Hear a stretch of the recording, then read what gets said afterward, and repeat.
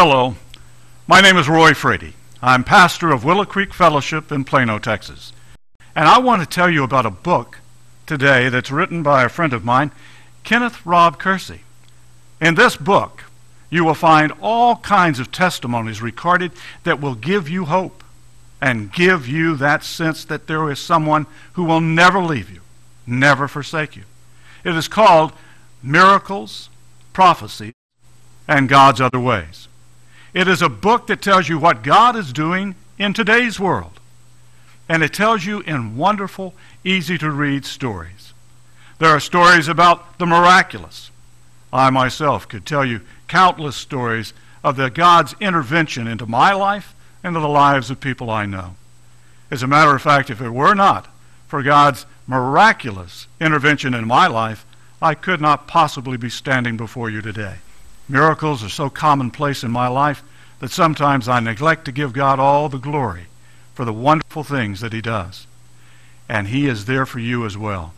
This book chronicles stories of the great and of the small, people who you know and people who you perhaps have never heard of, people who have experienced God's intervention in their life. There is a story here about a pastor who very few people knew. His name was Don Piper. And Don was a Texas pastor. He went to the Baptist General Convention of Texas in Houston, Texas.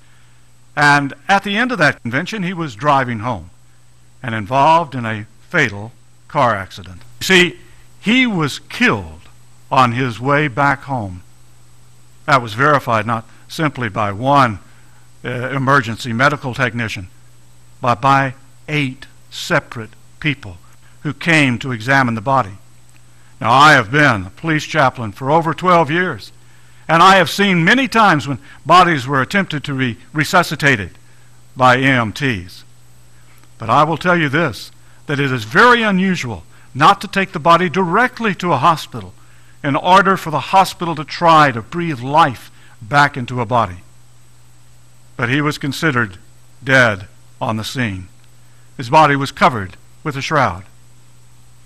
Coming away from that same convention was another pastor, a pastor who suddenly felt the urge to stop. And so he got out of his car and went to the police officer and he asked if he could pray over the body. Police officer was busy directing traffic and realized that there was no one to take the body to the morgue, and so he said, "Sure, go ahead." The pastor knelt by this body covered with a shroud. He said a prayer, and then he began to sing a hymn. And as he sang the hymn, the body began to sing along with him. You see, Don Piper had been dead for 90 minutes. You see, those are the kinds of stories that are here in this book.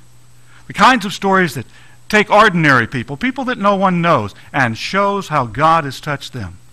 It is also a book that takes the people that everyone knows and mentions stories they've never heard. For instance, the story of Drew Brees and how he became the wonderful quarterback that he is for the New Orleans Saints. Or Emmitt Smith, the Dallas Cowboy, who is now in the Hall of Fame. And so many others. It also talks about people like astronaut Buzz Aldrin and so many others. There are stories here, countless testimonies about how God has intervened in the lives of people who felt totally hopeless, for whom the world seemed to have turned its back. And yet, this shows, without any question, that God is always with you. Let me tell you something else. There are God's other ways. What are His other ways? Well, there are accounts here of how men working in a drug kind of laboratory, making cocaine, 40 of them, were introduced to the New Testament by one man who brought it with him. They were so eager to read it that they almost had fights. The long and the short of that story is that all 40 of those men read that New Testament, and all 40 of them accepted Christ as their Savior. 14 of them became full-time pastors. Oh, there are wonderful stories in this book, but stories about how Chick-fil-A or Interstate Batteries and so many others have given every credit to God for everything they have done. This is the kind of book that you can use when you feel discouraged, to lift your spirits, It's the kind of book that you should give to those who are in the hospital or who are enduring a long and protracted illness. It's the kind of book that you can share with those who have no belief system at all. You know, the kind of people that care about what the Mayan Indians said would happen at the end of our current calendar, or perhaps what Nostradamus might have said. In the book here, we have prophecies of God. And these prophecies prove to any open-minded person that God's book is the only book where prophecies literally come true. This is the kind of book that you can use as a witnessing tool, as a comfort to you, and as a gift for others. I really encourage you to buy a copy, because this book, as a companion to the Bible itself, gives you real-life stories of everyday people and shows you what God is doing in the world today.